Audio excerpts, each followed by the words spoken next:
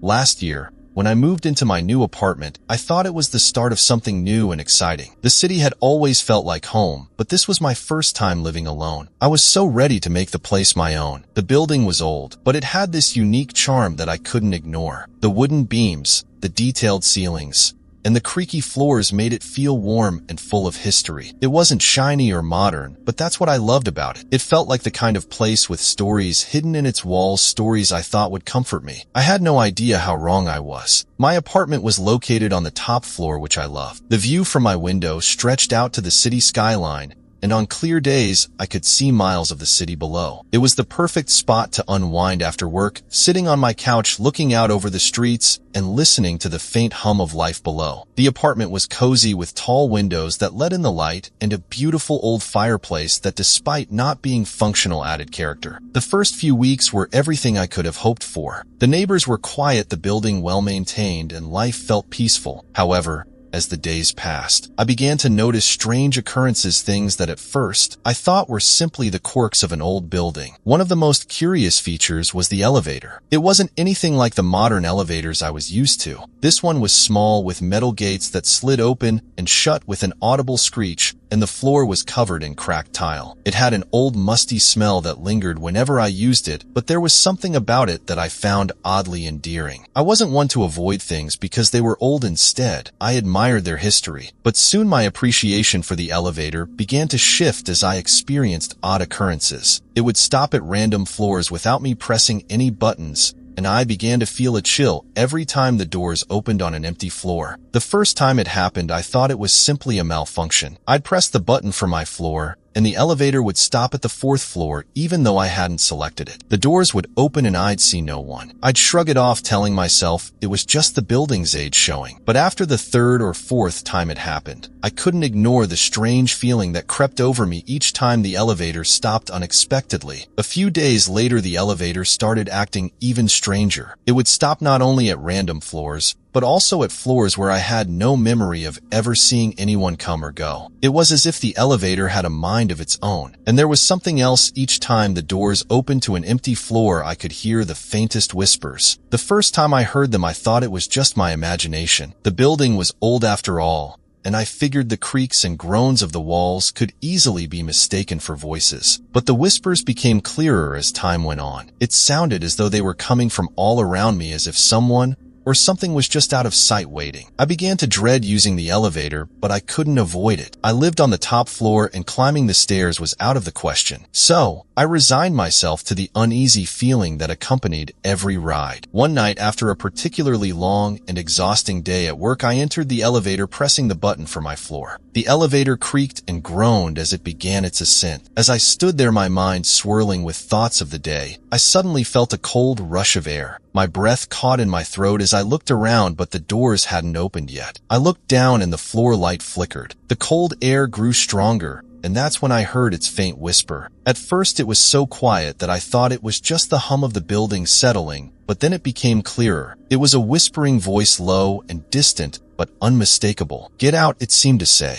I froze, my heart thudding in my chest. My first instinct was to look behind me, but when I did, the elevator was empty. There was no one there. The doors opened and I stepped out, my hands shaking. I convinced myself that it was just my imagination playing tricks on me. I had been under a lot of stress lately, and I reasoned that the fatigue and isolation might be causing me to hear things. But the whispers persisted. Every time I took the elevator, I would hear them, so faint at first that I could almost convince myself it was nothing. But with each ride, the whispers grew louder, more insistent. "Leave," one voice hissed. "Stay," another murmured. One evening, as I entered the elevator, I felt a surge of fear rush through me. I pressed the button for my floor, but when the elevator began to move, the light for the 3rd floor flickered on. I hadn't pressed that button. The elevator jerked to a stop, and I could hear the whispers again, but this time they were louder, more intense. "Leave," one voice hissed, while another said, "Stay." My heart raced as I glanced around, but there was no one in the elevator with me. I tried to calm myself, thinking it was just my mind playing tricks, but the overwhelming feeling of dread in the pit of my stomach told me otherwise. As the elevator moved on, I tried to shake off the unease. The doors opened at the second floor, but no one was there. I took a deep breath, telling myself it was just an old building with a few quirks. But as I stepped out onto my floor, I couldn't shake the feeling that something was wrong. I walked down the hallway to my apartment, the whispers still echoing in my mind. It was then that I noticed the strange sensation that someone was watching me. The air felt thick, charged, as though the very building itself was alive, waiting for something. That night I didn't sleep well. Every creak and groan from the building kept me awake, and I kept hearing the whispers in the silence of my room. The next day I decided to confront the situation head-on. I couldn't keep living in fear, but I also didn't want to ignore whatever it was that was happening. I went to the building superintendent, an older man who had lived in the building for years, and told him about the elevator. He listened quietly, his expression unreadable. When I finished, he spoke. "You're not the first person to experience this," he said, his voice grave. "There's something about that elevator, something that has to do with the history of the building. It wasn't always an apartment complex, you know. Before it was converted, it was a hotel. And many years ago, there was a woman who lived here, a woman who used to use that very elevator. She died in it." My blood ran cold as I listened to his story. He went on to explain that the woman had been alone in the elevator when it had suddenly stopped between floors. She'd been stuck there for hours, and by the time she was found, it was too late. Apparently, her death had left a strange energy in the building, and the elevator had never been the same since. The superintendent assured me that I wasn't the only one who had heard the whispers or experienced the odd behavior of the elevator. I knew then that I couldn't stay in that apartment any longer. I packed my things the very next day, feeling as though a weight had been lifted from my chest. I couldn't live in a place that felt haunted. The last time I saw the elevator, I was walking down the hallway to leave. As I passed it, I glanced inside, and for a brief moment, I thought I saw her standing in the back of the elevator, her pale face staring back at me. But when I blinked, she was gone. I've never returned to that building. I don't plan to. The memories of the whispers, the cold, and the ghostly figure have stayed with me, and even now when I think of that place, I feel a shiver run down my spine. The elevator still runs, I'm sure of it, but I have no desire to see it again. And I hope no one else does either. When I moved into my new apartment, everything felt just right. The building was old, but it had this cozy charm that made me feel at home. The thick walls, the creaky floors, and the vintage windows gave it a special character. My apartment was on the third floor, with a beautiful view of the city that I loved to stare at every night. It was small but perfect, just enough space to arrange my things and feel comfortable. The first few weeks were calm, almost too peaceful. I settled into my routine, feeling like everything was finally falling into place. But little did I know, the peace wouldn't last for long. There was only one thing that made me uneasy: my neighbor. I never saw her. I knew she lived in the apartment next door because I would hear noises, faint sounds of movement, doors opening and closing, and sometimes the sound of someone walking around. But I never saw her. I didn't think much of it at first. Some people are private, I thought. Maybe she's just shy. But the more time passed, the more I became aware of her. There was something odd about the way the apartment next door always seemed to be silent. I could hear the sounds of my other neighbors' voices, laughter, footsteps, but not from next door. It was always completely quiet, and sometimes in the dead of night, I would hear something that sent a chill down my spine. It sounded like a soft, muffled crying. At first,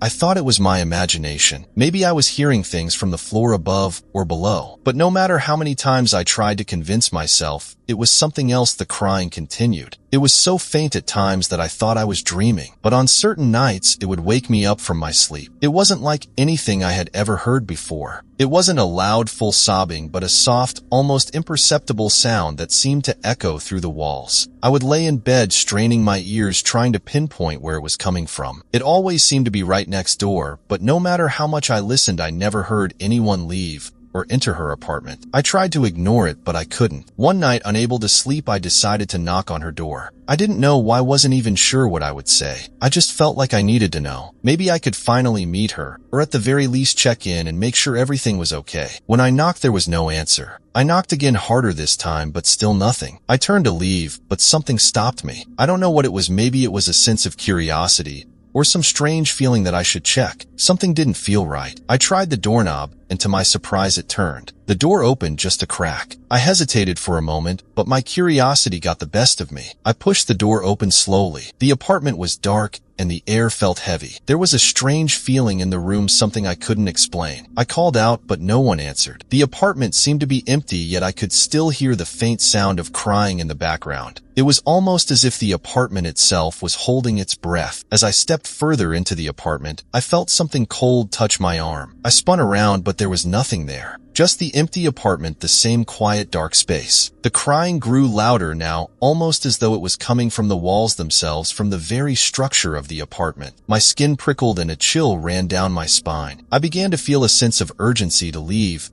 but I couldn't stop myself from looking around further. Something inside me knew I needed to understand what was happening here. I looked around, but there was nothing unusual, no signs of life. Just an apartment that seemed abandoned. But then as I walked toward the bedroom, I saw something that made my heart stop. On the floor in front of the bed was an old photograph. I picked it up and my hands began to shake. It was a photo of the woman who lived next door, but her eyes were hollow, as if there was no soul behind them. And written on the back of the photo in faded ink was a single word: help. I froze, staring at the photo, unable to make sense of it. I dropped it in shock, my breath coming in shallow gasps. I rushed toward the door to leave, but as I turned the doorknob to open it, the door slammed shut by itself. I spun around, panic rising in my chest. I tried the doorknob again, but it wouldn't budge. The crying had stopped, now replaced by an eerie silence that filled the room. I was trapped. Suddenly, I felt a presence behind me, a cold breath on the back of my neck. I turned around slowly, but no one was there. I could feel my heart hammering in my chest,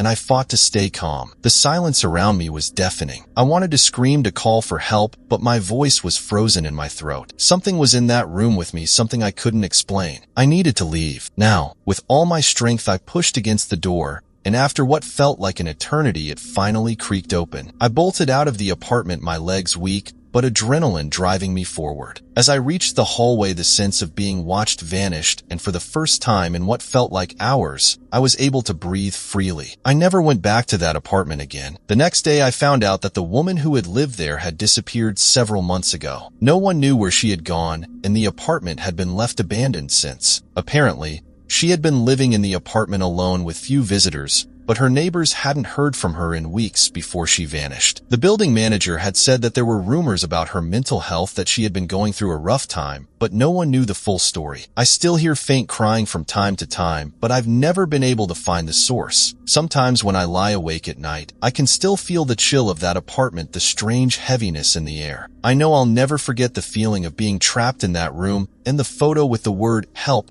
will stay with me forever. I don't know what happened to my neighbor, but I have a feeling that something terrible happened to her in that apartment. Something I'll never fully understand, something that still lingers in the walls of that place, waiting for someone else to uncover its secrets. The mystery of my silent neighbor remains unsolved, and perhaps it is better that way. Some things are better left in the dark where they belong.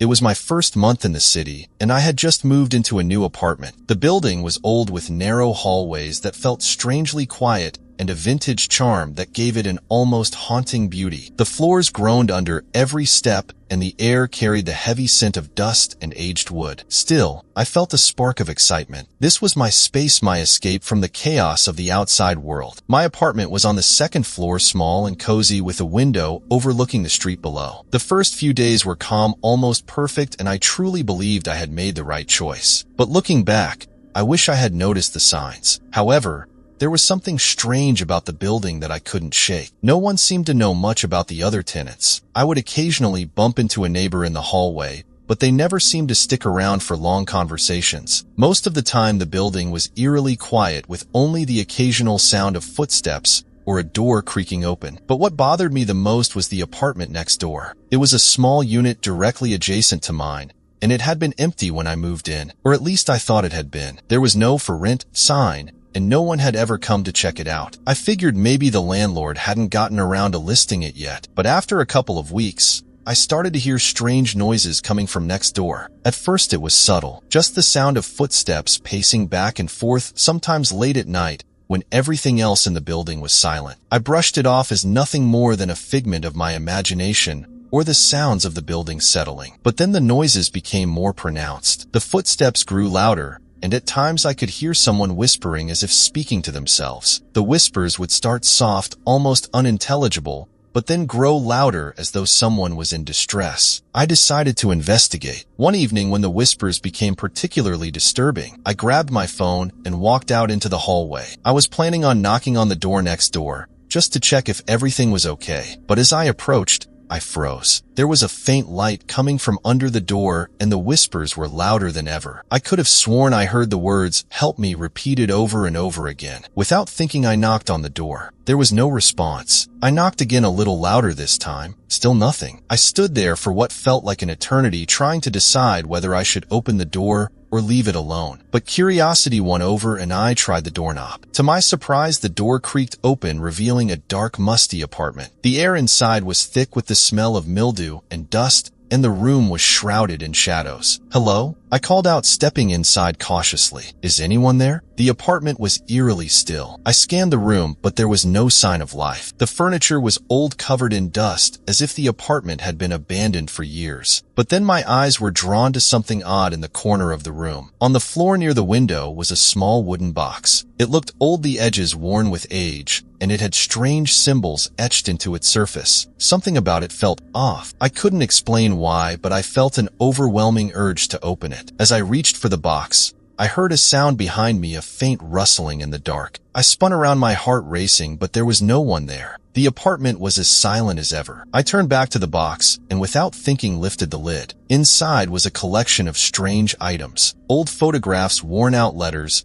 and what appeared to be a yellow journal. I picked up the journal, and as soon as I opened it, I was hit with a sense of unease. The pages were filled with frantic scribblings, the handwriting shaky and erratic. The last entry read, "They know what I did. They're coming for me. Please don't let them find me." I felt a chill run down my spine. Who had written this? And what had they done? I could feel my heart pounding in my chest as I closed the journal and looked around the room again. Suddenly, the whispers began, once louder this time, and they seemed to be coming from every corner of the room. "Help me," the voice pleaded. "Please help me." I froze. I knew I had to leave, but I couldn't shake the feeling that someone was watching me. I stumbled backward, my mind racing as I made my way toward the door. As I reached the doorknob, the whispers stopped abruptly. The room was silent again. I hesitated for a moment, but then I quickly opened the door and rushed back into the hallway. As I stood in the hallway gasping for air, I turned to look back at the apartment. The door was still slightly ajar, but the light had gone out. The building was once again silent. I never spoke to the landlord about the apartment next door, and I never tried to open the door again. I couldn't bring myself to visit that apartment after what I had experienced. The whispers, the journal, the eerie feeling, it all haunted me long after I moved out. To this day, I still don't know what happened to the tenant who once lived there. The apartment has remained vacant ever since. But sometimes late at night, when I'm alone in my current apartment,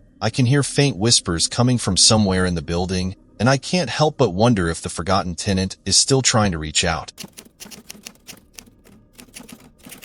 When I first moved into my new apartment, I didn't think much of it. It was cheap, and that's all I needed at the time. The building was an old brick structure, clearly past its prime. The paint on the walls was peeling, and the hallway lights flickered so often that eerie shadows danced across the floors. It gave the place a strange, unsettling vibe, but I brushed it off. I wasn't looking for perfection, just a roof over my head that wouldn't drain my wallet. At first, it seemed like the perfect solution. I had no idea how wrong I was. It was on the top floor, apartment 7B. I liked the idea of being on the top floor. It felt more private. The view from the window was amazing, offering a clear view of the skyline, and I imagined that in the summer the breeze would be pleasant. At first, everything felt normal. The first few nights were quiet, with only the occasional sound of the building settling. But then things started to get strange. It began with the sounds, faint tapping noises that seemed to come from the walls. At first, I thought it was just the building's creaks and groans. After all, it was an old place. But the noises continued night after night, each time a little louder. It wasn't just tapping anymore. I could hear footsteps, two slow, heavy footsteps that seemed to move from one end of the apartment to the other. I convinced myself it was just my imagination,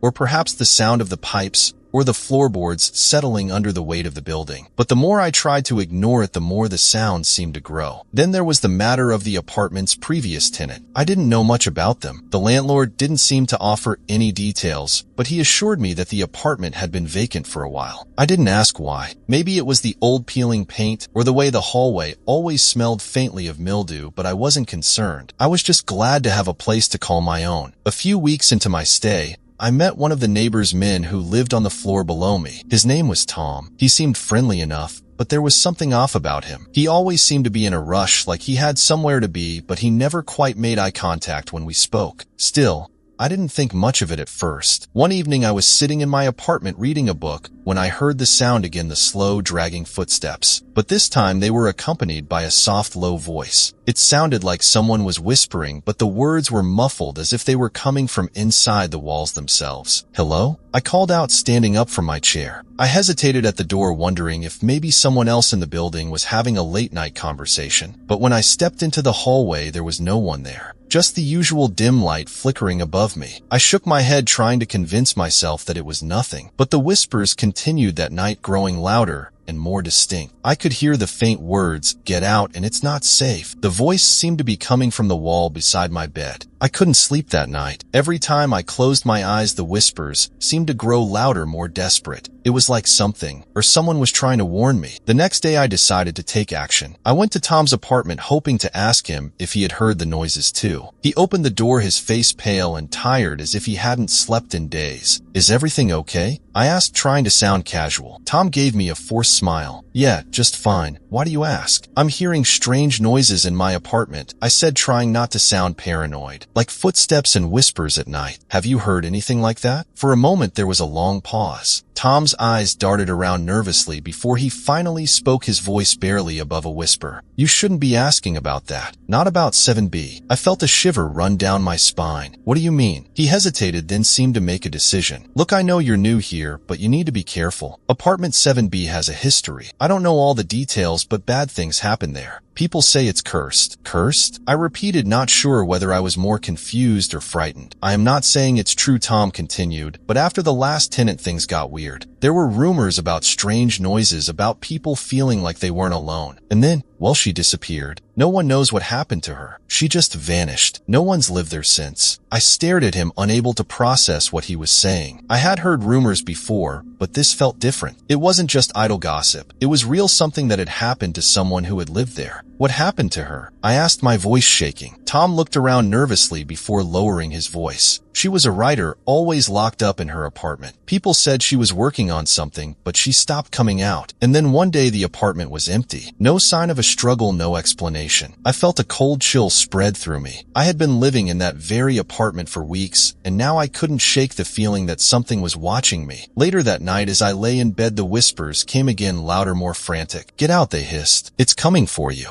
I could hear the sound of something scraping against the walls like fingernails against a chalkboard. I couldn't take it anymore. I grabbed my phone and texted Tom, asking if he knew anything more about the previous tenant, but he never responded. The next morning, I decided to do my own research. I went to the building's manager and asked about the tenant who had disappeared. She looked at me with an expression of disbelief, as if she couldn't understand why I was asking. "I'm not sure what you mean," she said. "The previous tenant? She was a quiet one, paid her rent on time, never caused any trouble." I pressed further. "Did anyone ever look into her disappearance?" The manager sighed. "Listen, there's nothing to look into. People leave all the time, and they don't always give us their forwarding address. It's just a part of living here." But the more I looked into it, the more I found unsettling details. There were reports of a woman who had been living in the building, an eccentric writer known for keeping to herself and isolating herself from the world. Her name was Sarah Mitchell. No one had seen her leave, and when the landlord checked the apartment, it was as if she had vanished overnight. The more I dug into Sarah's history, the more I found accounts of strange occurrences. Neighbors reported hearing noises, footsteps, whispers, things moving in the middle of the night. And then there was the fact that her last project, an unpublished novel, was said to have been about a cursed apartment. The parallels were undeniable. I knew I had to leave. That night I packed my things, ready to move out for good. but as I was about to leave, I heard a soft voice behind me. "Don't go." I turned around, but there was no one there. The room was empty, silent. Then the whispers started again, closer now, almost in my ear. "It's too late. You're already a part of it." I ran out of the apartment, never looking back. To this day, I haven't returned to that building. Sometimes I still hear the whispers in my dreams, calling me back to apartment 7B. But I know better now. Some places are better left forgotten, and some stories should never be told. When I moved into my new apartment, I thought it was the perfect place for a fresh start. It was a small 2-bedroom unit in an old building, just what I needed at the time. The rent was affordable, and it had everything I thought I wanted. Sure, the walls were cracked, the ceiling felt a bit too low, and the floors creaked every time I moved, but it had a charm I couldn't explain. It felt cozy, almost comforting, and the location was just right. The building was quiet, the neighbors seemed friendly, and for once I felt like I'd found a place where I could finally relax. Or so I thought. The first few days went by uneventfully. I unpacked my things, got familiar with the layout of the building, and made a habit of checking out the strange dark hallway outside my door. It was always dimly lit, and the walls looked like they hadn't been repainted in years. The hallway ended in a single door at the far end, which was always locked. I had never seen anyone come through it, and no one ever mentioned it. It was as if that door didn't even exist, except for the fact that it was right there at the end of the hall. At first, I didn't think much of it. Maybe it was just a storage closet, or perhaps it led to a maintenance area or something. I didn't feel the need to pry. But then one evening something happened that changed everything. It was late at night, and I was sitting on my couch watching TV when I heard a faint noise coming from the hallway. At first, I thought it was just the usual creaks and groans of an old building, but then I heard it again. This time it was louder. It sounded like someone was trying to open the locked door at the end of the hall. I was startled. I had never heard that sound before, and it made my skin crawl. My first instinct was to ignore it, thinking it was just another odd noise. But then it happened again, louder, more persistent. I couldn't help myself. I stood up and walked down the hallway to investigate. The door was still locked, but I could see faint light coming from under the crack at the bottom. I stood there staring at it for a moment, trying to make sense of what was happening. The light flickered once, twice, then went out entirely. I backed away slowly, my heart racing. I was starting to feel like something wasn't right in this building. I went back to my apartment, locked the door, and tried to forget about it, but I couldn't shake the feeling that something was wrong. The next day, I decided to ask the building manager about the locked door. I approached her as she was working at the front desk and casually asked, "What's behind that door at the end of the hall?" She paused, her eyes narrowing for a moment. Then with a quick smile, she said, "Oh, it's just a storage room. Nothing to worry about." Her response didn't sit well with me. Something about the way she said it felt off. I could tell she was hiding something, but I didn't press the issue. I didn't want to be the annoying new tenant who caused trouble, so I let it go for now. That night I tried to sleep, but the strange noises from the hallway kept me awake. The sound of someone or something moving behind that locked door. It was faint at first, just a rustling sound, but as the hours passed, the noises grew louder, scratching like something was trying to claw its way out from the other side. I couldn't take it anymore. I had to know what was going on. I grabbed a flashlight and walked down the hallway again, this time more determined. When I reached the door, I noticed something new. There was a crack in the wood just wide enough to slip a finger through. I pressed my hand against it, and as I did, I heard the unmistakable sound of something or someone scraping against the other side. Without thinking, I tried the doorknob. It turned. The door creaked open, revealing a pitch-black room on the other side. I stepped inside, holding my breath. The air was cold, and the room smelled musty, like it hadn't been opened in years. I clicked on my flashlight and began to scan the space. The room was filled with old furniture covered in dust and cobwebs. There was nothing particularly alarming about it at first glance, but as I moved further into the room, I saw something that made my heart stop. In the corner of the room, there was a large wooden box, its lid slightly ajar. It looked out of place, almost as if it didn't belong there at all. I walked over to it, curiosity driving me forward. When I reached the box, I hesitated for a moment, but then I pushed the lid open. Inside, there was a stack of old papers, newspapers, letters, and strange symbols written on yellowing parchment. I picked up one of the letters and began to read. The handwriting was old, frenzied, and almost illegible, but as I deciphered it, I could make out parts of a disturbing story. The letter spoke of a family that had lived in this building many years ago, a family that had vanished without a trace. It mentioned strange happenings, voices in the walls, objects moving on their own, and an unnatural presence that seemed to haunt the building. The letter spoke of a door that led to something far worse than anyone could imagine, place of darkness where the spirits of the vanished family were trapped. As I read further, the letter's tone became more frantic, warning anyone who found it to stay away from the locked door, to never open it, and to leave the building immediately. Suddenly, I heard a loud crash behind me. I spun around, my heart in my throat, but the room was empty. There was no one there. But the air had changed. It felt heavier, colder, and I could feel the presence of something watching me. I grabbed the letter, stuffed it into my pocket, and ran out of the room, slamming the door behind me. I bolted back to my apartment, locked the door, and tried to calm my racing heart. I wasn't sure what I had just discovered, but I knew one thing. I had uncovered something I wasn't meant to see. The following days were a blur of restless sleep and paranoia. I kept thinking about the strange box in that room, the letter, and the warning. My mind raced with thoughts of who had left the letter behind, and whether the family mentioned in it had really vanished, or if something far more sinister had happened to them. I kept hearing strange noises at night, scratching, creaking whispers that felt like they were just out of reach. And no matter how hard I tried to ignore it, the feeling that I was being watched never went away. Then on the 5th night, after discovering the room, I decided to go back. I had to know the truth. Maybe the box had more answers, or perhaps there was something I had missed. The fear that had been gnawing at me only intensified with each passing day,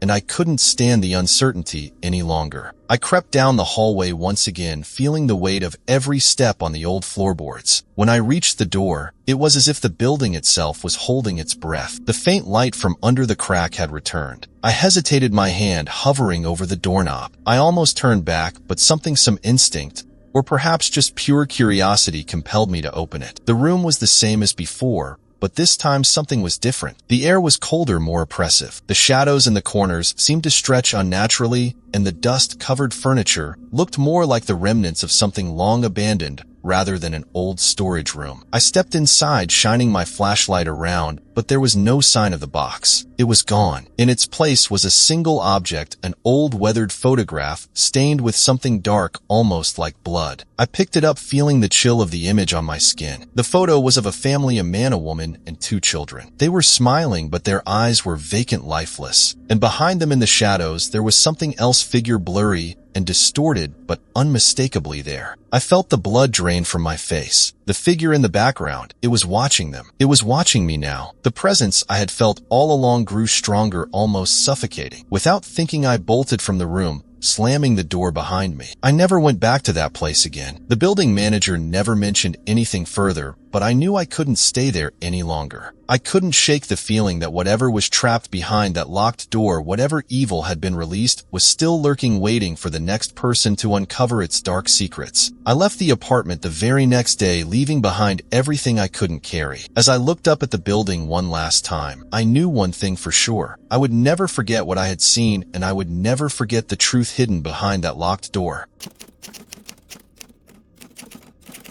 It felt like a fresh start, at least. That's what I told myself when I moved into the old apartment building. The place had a reputation for its charm, with its high ceilings and large windows that filled the rooms with more light than I'd ever seen before. It sat on a quiet street, surrounded by towering trees and beautiful gardens, almost too perfect to be real. I was sure I'd found the perfect spot to settle down, a place where I could finally feel at peace. But sometimes, what seems perfect hides the most unsettling truths. The apartment I rented was on the 2nd floor, and it had a certain cozy feel to it. The wood floors creaked as I walked, and the walls seemed to be a bit thinner than I was used to. But I didn't mind. Everything had character. There was even an old-fashioned fireplace in the living room, which I found intriguing. It was just the kind of place where I could imagine settling and having friends over and living in peace. In the beginning, everything seemed normal. I'd wake up to the soft sunlight streaming through the curtains, the soft hum of the city outside my window, and the occasional rustling of the leaves in the trees below. I didn't hear much from my neighbors, just the occasional footsteps or voices coming from the apartments on either side of me. It felt calm. It felt safe. But soon I began to notice something strange. At first, I thought it was just my imagination, but the oddities became harder to ignore. It started with the sounds at night. I'd hear whispers, faint voices coming from the walls. At first, I thought it was just the building settling, the sounds of pipes creaking or old wood shifting. But the whispers didn't stop. They became more frequent, more distinct. It was as though someone or something was speaking just beyond my hearing. But when I tried to focus on the sounds, they would stop. The first time it happened, I was in the living room relaxing on the couch watching TV. I could have sworn I heard a soft voice whisper my name, Anna. At first, I thought it was just my imagination, but the longer I sat there, the more I became certain that it was real. I froze. The voice sounded so close, but when I turned around, no one was there. I tried to brush it off, but the feeling lingered. I told myself that old buildings sometimes made strange noises. Old pipes, creaky floors, these things were to be expected. But the longer I stayed in the apartment, the more frequent the whispers became. They were persistent, following me from room to room. Sometimes they seemed to be speaking in languages I couldn't understand. Other times they spoke in riddles, their meanings obscure, their urgency apparent. As the days went by, I grew more and more uneasy. It wasn't just the whispers now. There was something else. The apartment felt colder even though I kept the heat on. I could feel the air thickening, like I was being watched. At night, when I was trying to fall asleep, I could hear something scratching at the walls, faint but distinct, as if something was trying to get through. And then there were the voices. The whispers would return, sometimes louder, sometimes softer, but always present. Sometimes I could make out individual words, but they were cryptic and incomprehensible. At other times, they seemed like a conversation happening just beyond the threshold of understanding. One evening, I was sitting at my kitchen table, trying to focus on a book, when I heard it again. The whispers. This time they were louder, clearer, almost as if they were speaking directly to me. Help. The word was faint, but it cut through the silence of the apartment like a knife. It was so clear, so desperate. I froze, my heart racing. I looked around, but there was no one there. The whisper continued, a single word. Help. My pulse quickened and I immediately got up from the table, walking around my apartment, checking every corner, every room. But there was nothing. No sign of anyone. No source for the voice. I checked the windows, locked the doors, and yet I couldn't shake the feeling that I was not alone. Something was in the apartment with me. But what and why? I couldn't take it anymore. The next night, I decided to investigate. I sat in the dark in the middle of the living room waiting. I was determined to find out what was causing the noises. As the clock ticked on, the apartment remained eerily quiet. I thought maybe I had imagined it all. I started to let my guard down, but then it happened. A soft whisper echoed through the room. Anna. It was so soft yet unmistakable. It wasn't my imagination. Someone or something was calling my name. I stood up quickly, my heart pounding in my chest. The sound seemed to come from the walls themselves. I rushed over to the nearest wall and pressed my ear to it, hoping to hear something more. It was then that I realized. The voices were louder than I had ever heard before. They were speaking in a language I didn't recognize, and the tone was urgent, pleading. The whisper grew louder still until it sounded almost frantic. Help. Anna, you must listen. I jerked away from the wall in shock. My body was trembling with fear, and I could feel my legs weaken. I couldn't breathe. My heart was racing so fast I thought it might burst. This wasn't normal. I had to get out of there, but I didn't leave. Instead, I walked to the door and tried to open it. The door wouldn't budge. Panic surged through me as I realized I was locked in. The walls, which had been the source of my unease, now seemed to be closing in on me. The whispers grew louder, and I couldn't escape the feeling of being trapped. I couldn't take it anymore. I ran to the phone, but the line was dead. The apartment felt more and more suffocating, and I began to feel as though the walls themselves were closing in on me. I felt something cold brush against my neck, and I spun around, expecting to find someone behind me. But there was no one there. Just the empty, silent apartment. The whispers seemed to be coming from all directions now, from the walls, the floor, even the ceiling. Suddenly, there was a loud thud, as though something heavy had fallen to the floor in the next room. I rushed into the bedroom, my hands trembling as I reached for the light switch. The room was dark except for the pale glow of the moonlight coming through the window. But then I saw it. There in the corner of the room, a shadowy figure stood still, watching me. My breath caught in my throat. I couldn't move. I couldn't speak. I just stood there frozen, staring at the figure that seemed to be fading into the shadows. It wasn't just any figure, it was a woman. A woman with hollow eyes and an empty, lifeless expression. Her hair hung in tangled knots and her clothes were torn and ragged. She was staring right at me, her gaze penetrating and full of sorrow. You shouldn't be here, she whispered, her voice barely audible. You can't escape. I was rooted to the spot, unable to tear my eyes away. The whispers around me were growing louder, more desperate,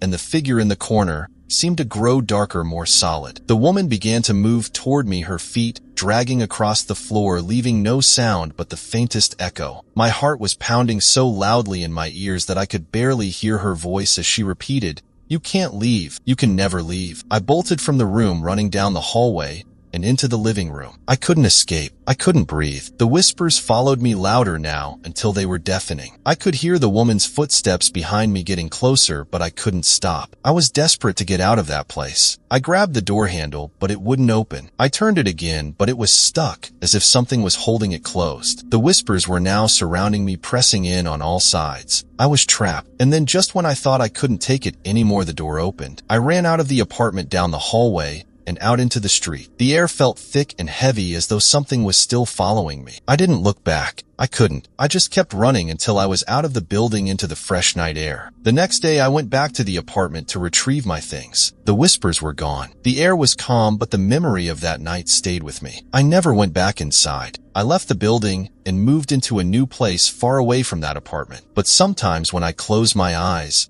I can still hear the whispers from the walls. They're faint, distant, but I know they're there. And I know that whatever it was, it's still waiting, still watching. Thank you for listening. If you enjoyed this video, don't forget to give it a thumbs up and share it with your friends who love a good scare. If you haven't already, hit the subscribe button and turn on notifications so you never miss another terrifying story. Have you ever experienced something strange in your own home? Let us know in the comments below. We'd love to hear your stories. And remember, if you think you're alone, you might just be wrong. Stay safe, and until next time, keep your lights on.